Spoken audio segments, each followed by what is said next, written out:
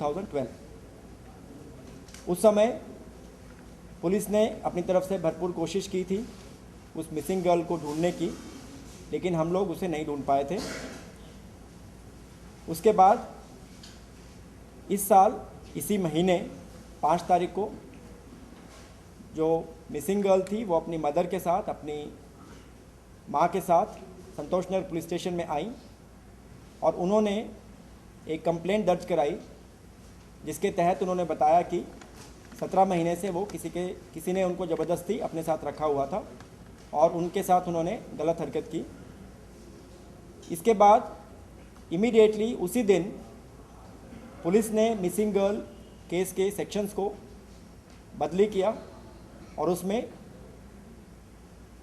376, 341, 323, 506, जिसका मतलब होता है कि किडनैपिंग, गलत तरीके से किसी को कैद में रखना, पिटाई करना और रेप और क्रिमिनल अमेंडमेंट एक्ट 2013, जिसको कि हम आम पॉपुलर भाषा में निर्भया एक्ट भी बोलते हैं, उसमें ऐड किए गए, जोड़े गए। उसी दिन जो है पुलिस ने मुजरिम जिसका नाम सत्यप्रकाश सिंह है उसको कस्टडी में लिया और इसका इंटरोगेशन किया और अगले दिन 6 तारीख को उसको हमने अरेस्ट करके जुडिशियल कस्टडी में भेज दिया और आज इस बात को 15 दिन हो चुके हैं, वो अभी भी जेल में है।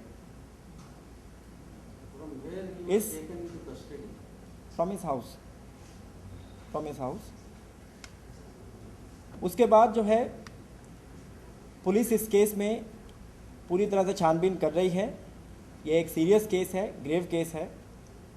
पिछले कुछ गुजरे हुए दिनों में इस बात ने काफ़ी तूल पकड़ा और हमने देखा कि शहर में अलग अलग जगह पर बहुत से स्टूडेंट्स, विद्यार्थी, बहुत से नौजवान विक्टिम के सपोर्ट में और सॉलिडारिटी एक्सप्रेस करने के लिए सामने आए हैं। तो इसके लिए जो है हम उनको आभार प्रकट करते हैं कि इस तरह के कोई भी सीरियस ऑफेंस में विक्टिम गर्ल के साथ सॉलिडारिटी करना बहुत ज़रूरी है। लेकिन इसके साथ साथ जो है कुछ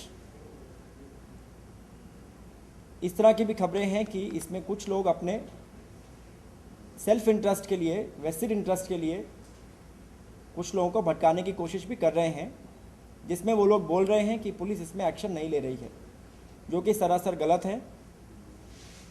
पुलिस की तरफ से इस केस में इन्वेस्टिगेशन में किसी भी तरह की कोई भी कमी नहीं है।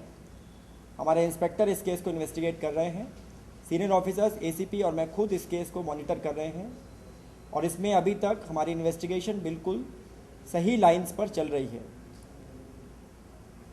कानून के मुताबिक हमने एक्यूज को इमीडिएटली अरेस्ट भी किया।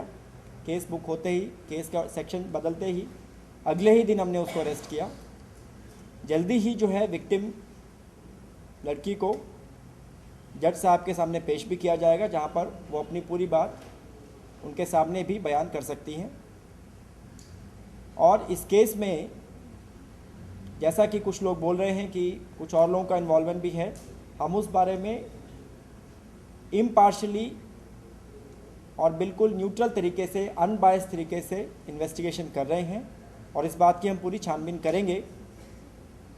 इन्वेस्टिगेशन के दौरान अगर ऐसा कुछ भी सामने आता है तो हम उसमें डेफिनेटली कानून के तहत पुलिस एक्शन ज़रूर लेंगे। मेरी तरफ से नौजवानों को यही अपील है कि बार बार इस तरह की एजिटेशन करने से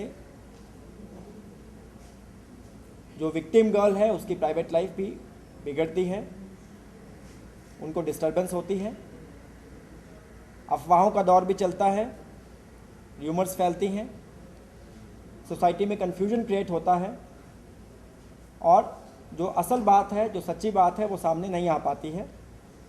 और इसके अलावा कभी कभी लॉ एंड ऑर्डर सिचुएशन भी बन सकती है। तो इसलिए मेरी सबसे अपील है कि हम यहाँ पर सबको आश्वासन देते हैं, सबको मैं विश्वास दिलाना चाहता हूँ कि पुलिस इसमें पूरी तरह से जल्दी ही इन्वेस्टिगेशन कंप्लीट करेगी और इस केस में चार्जशीट फाइल करेगी और इस केस को हम लोग इसके लॉजिकल कंक्लूजन तक लेके जाएंगे, जिससे कि मुजरिम को सज़ा हो सके। बहुत बहुत धन्यवाद।